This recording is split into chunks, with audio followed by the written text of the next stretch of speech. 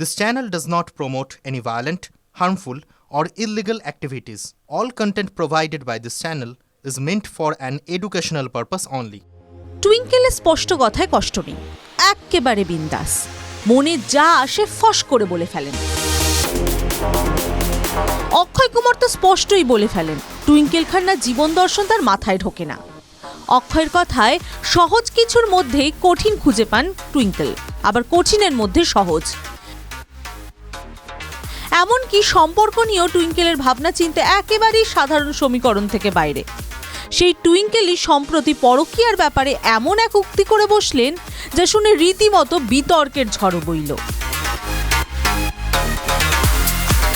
Social মিডিয়ার একাংশ তো টুইঙ্কেলকে তুলোধনা করল কথায় কথায়, তবে সেই বিতর্কতে ইতি দিয়ে এবার মাঠে নামলেন টুইঙ্কেল নিজেই। ব্যাপারটা একটু খোলসা করে বলা যাক। কাজলকে সঙ্গে নিয়ে একটা টক শো সঞ্চালনা করেন টুইঙ্কেল। সেখানে হাজির হন বলিউডের তাবড় তাবড় তারকারা। টুইঙ্কেল ও কাজলের সেই টক শো রীতিমতো আনফিল্টার্ড। দুই নায়িকার প্রশ্নের ঠেলায় বিপর্যস্ত হয়ে পড়েন সেলেবের দল। একটি পর্বে এই টক শোয়ে অংশ নিয়েছিলেন সাইফ আলী খান ও অক্ষয় কুমার। স্বামী বলেও টুইঙ্কেলের গুগলি প্রশ্নে ছাড় পাননি অক্ষয়। এই টক শোয়ে পরকীয়া নিয়ে বলতে গিয়ে টুইঙ্কেল নিজের মতে সপক্ষে জানান, পরকীয়া হলো এক রাতের ব্যাপার, ব্যাপারটা গুরুত্ব না দিলেই হলো, একেবারে রাত গাই বাদ গাই বিষয়। টুইঙ্কেলের এমন উক্তিতে তৈরি হয় বিতর্ক। অনেকেই মনে করেন টুইঙ্কেলের এই উক্তি একেবারেই ভারতীয় সংস্কৃতিকে সমর্থন করে না।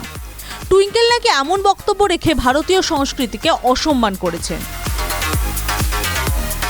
সম্প্রতি এই বিতর্ক নিয়ে প্রতিক্রিয়া দিতে গিয়ে টুইঙ্কেল বলেন, গোটাটাই একটা হালকা আড্ডা ছিল, খেলার ছলে বলা। এটা কোনো সম্পর্ক নিয়ে কঠিন আলোচনা সভা ছিল না, তাই আমার কথাকে গুরুত্ব না দেওয়াই ভালো। টিভি9 বাংলা ডিজিটাল। আবারও এসে গেল টিভি9 বাংলা ঘরের বায়োস্কোপ অ্যাওয়ার্ড। সেরা বাছাইয়ে শামিল আপনিও। বাংলা সিরিয়ালে আপনার পছন্দের সেরা জুটি কারা?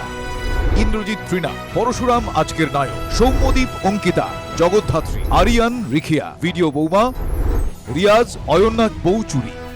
tv9bangla.com/ঘরের বায়োস্কোপ সাইটে গিয়ে ভোট দিন আপনার পছন্দের সেরা জুটিকে। টিভি9 বাংলা ঘরের বায়োস্কোপ অ্যাওয়ার্ডস আসছে টিভি9 বাংলায়।